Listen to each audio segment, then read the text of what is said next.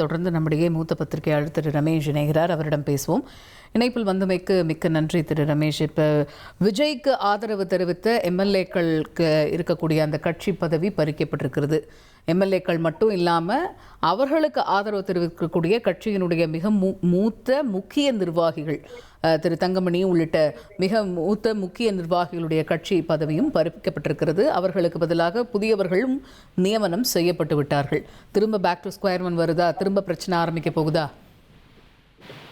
அதாவது தேர்தலின் போது தமிழக வெற்றி கழக தலைவரும் இன்றைய முதலமைச்சருமான திரு விஜய் அவர்கள் மற்றும் பலர் வரிசையில் அதிமுகவை வைத்திருந்தார்.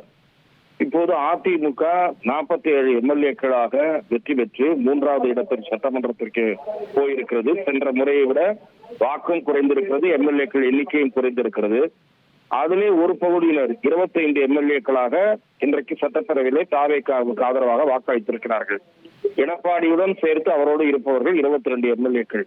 இப்போது நீக்கப்பட்டிருப்பவர்கள் பட்டியலை பார்க்கும்போது தேர்தலில் போட்டியிட்டு வெற்றி வாய்ப்பை இழந்த முக்கியமான கட்சி நிர்வாகிகளும் அந்த பட்டியலில் இடம்பெற்றிருக்கிறார்கள். ஆக எடப்பாடி பக்கம் எஞ்சி இருப்பது மிகச்சிலர் தான் என்று இந்த பட்டியலை பார்த்து புரிந்து கொள்ள முடிகிறது. எடப்பாடி அவர்களுடைய அணி என்பது சுருங்கி கொண்டிருக்கிறது. கட்சி இவருடைய தலைமையில் தொடர்ந்து வீழ்ச்சியை சந்தித்து வந்த நிலையில் இந்த அதிருப்தியாளர்களை சமாதானப்படுத்துவதற்கோ கட்சியை வலிமைப்படுத்துவதற்கோ உரிய நடவடிக்கைகளை மேற்கொள்ளாமல், அரசியல் ரீதியாக சரியான வியூகமும் வகுக்காமல், தேர்தல் நேரத்திலும் வகுக்காமல், தேர்தலுக்கு முன் இவர்கள் தெரிவித்த யோசனைகளையும் நிராகரித்து தொடர்ந்து கட்சி பலவீனம் அடைவதற்கு அவர் ஒரு முக்கிய காரணமாக இருந்திருக்கிறார் என்பதை பார்க்க முடிகிறது.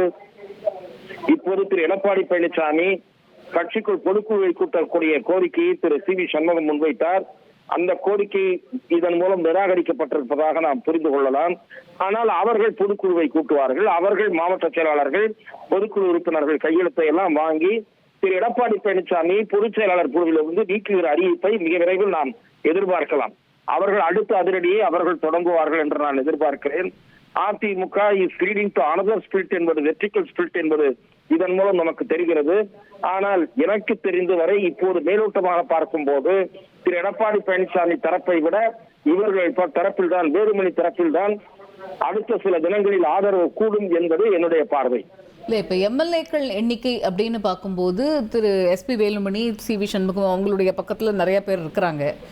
திரு எடப்பாடி பழனிசாமி பக்கம் கம்மியாக இருக்கிறாங்க, 22 பேர் இருக்கிறாங்க அவர் உட்பட அப்படின்னு நம்ம பார்த்தாலுமே கூட கட்சி அப்படின்னு பார்க்கும்போது இப்போ நம்ம இவர் பக்கம் இல்லை, கம்மியாக இருக்கிறாங்க அப்படிங்கிற ஒரு முடிவுக்கு இப்பயே நம்ம வந்துட முடியுமா?